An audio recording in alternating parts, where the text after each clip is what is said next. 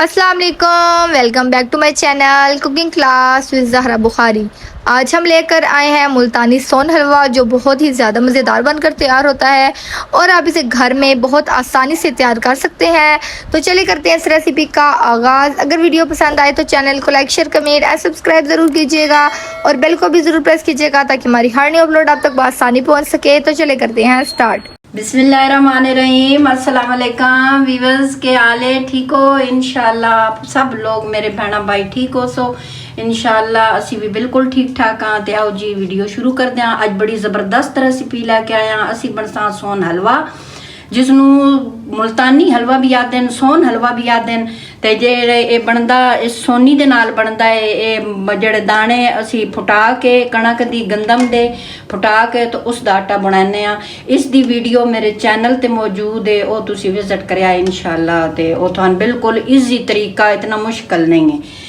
एक कप मैं ले लिया इसदा सोनी दा, इसनू समनक भी आख देन, सोनी भी आख देनो। ते बस जी एक कप है मेरा इसदा सूजी दा। इतनी ही मैं सूजी ली, इतना ही मैं ये लिया आटा। ठीक है, इसके अंदर डाल देने आप पानी ताकि सन अच्छा जहा असी मिक्स कर सकिए। 1 लीटर मैं पानी डाल दिता। मैं 3 किलो का फार्मूला थानू देन लगी हाँ। अगर तुसी 3 किलो सोन हलवा बनाना होवे या मुल्तानी हलवा, ये चीज़ है कही है तो तुसी घर दे विच ईजी बना सको। 3 किलो मेरा दूध भैंस दा मैं उबाल के इसनू रख दिता। वेखा बलाई भी अंदर ही है, तो इसनू डाल देने अंदर बलाई समेत जी। इस बॉयल आउन देना में तो नाल इसनू मिक्स कर दिया रहना ताकि सूजी और समनक वो सोनी का आटा जड़ा होंदा फटा के बनाने ताकि चिपके नहीं। देखो ना अच्छे तरीके नाल माशाल्लाह बॉयल आ गया। कोई जड़ा ते पैंदे मैदा इस दे अंदर, कोई डाल देन मैदा, कोई डाल देन जी दूसरा दलिया गंदम दा। लेकिन इसका असल जड़ा तरीका ना ये है, असी सूजी डालीए तो सूजी नाल माशाल्लाह अच्छा बन के तैयार हो सी। अच्छे तरीके नाल बॉयल आ गया।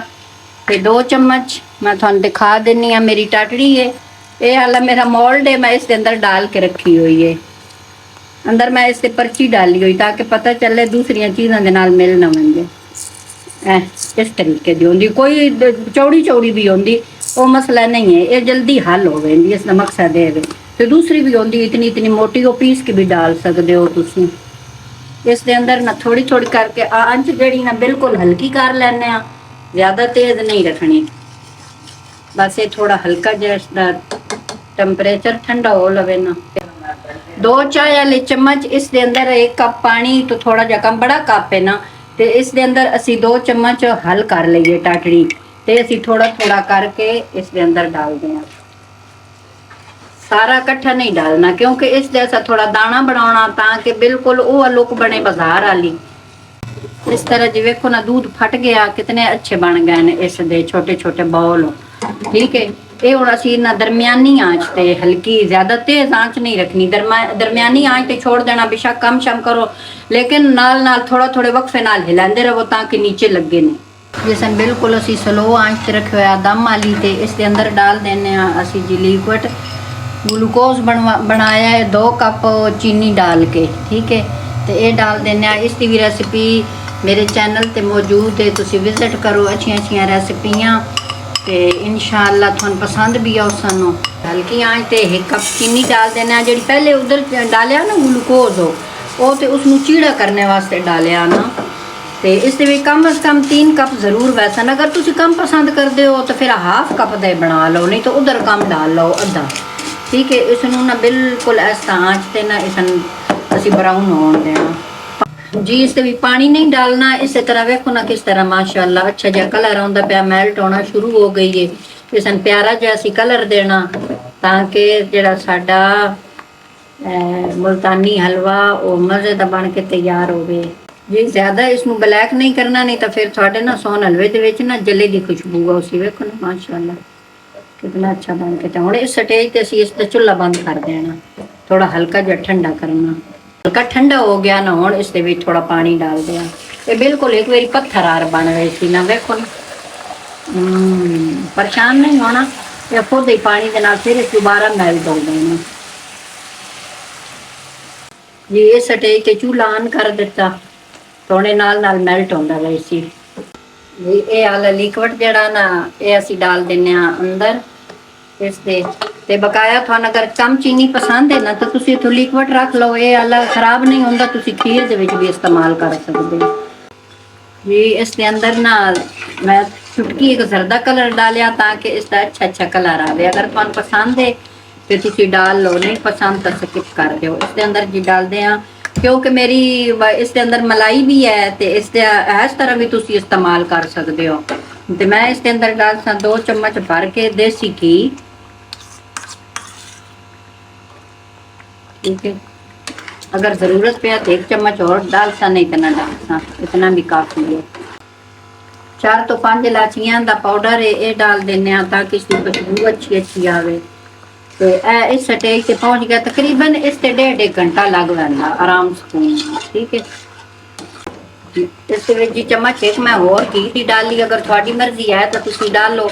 तो इसकी खुशबू बहुत प्यारी होंगी। हुण माशाल्लाह जी बन के तैयार हो गया। वेखो ना इस तरह लेसदार है जिस तरह बाजारी होंदा, कितनी इसकी वो लेस आ रही, दानेदार भिंडी है। हुण चूल्हा कर देने बंद ते असन करते हैं डिश आउट। घी ला के ना तो बटर पेपर इस तरह रख के ना इतना इतना वक्फा छोड़ के इधर भी छोड़ के इतना ही इस साइड तो भी छोड़ के असी उसकी कटिंग कर ली। तो नीचे घी ला लिया, विच असी बटर पेपर ला लिया ताकि सन निकालन आसान हो। बिस्मिल्लाह। कुछ मैं इसके पीस बना सा, कुछ मैं हलवे के तौर पर इस्तेमाल कर सा। इस तरह करके ना इसके अंदर कोई हवा है तो वो निकल बने, ठीक है।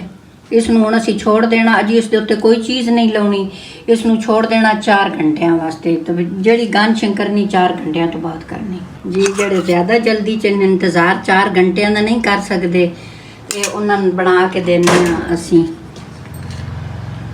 ते डलसा जी थोड़े बादाम। इस तरह करके तुसी हलवा भी इस्तेमाल कर सकते हो। माशाल्लाह जी 4 घंटे गुजर गए सोन हलवे तो इस तरह माशाल्लाह हो गया ना सही। तो इसनूं करते हैं जी हम जो पेपर लाया वो उतार देने बटर पेपर, इसकी करते हैं कटिंग।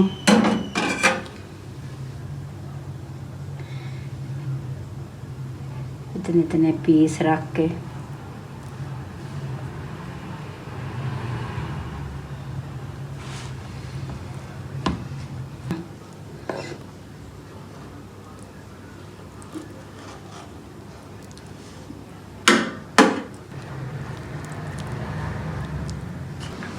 जी। इस उत्ते तुसी क्रश होया भी बादाम ते दूसरा पिस्ते जो भी लाना चाहो ला सकते हो, लेकिन मैं हाफ कर लैन बादाम वो वाले उत्ते इसकी डेकोरेशन कर सा।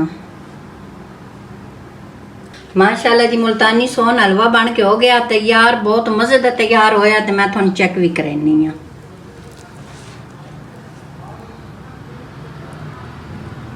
देखो ना इस तरह लेसदार बनया जिस तरह बाजारी होंगे, बिल्कुल वो दाने दाने लेसदार, इतना मज़े का माशाल्लाह बन के तैयार होया ना।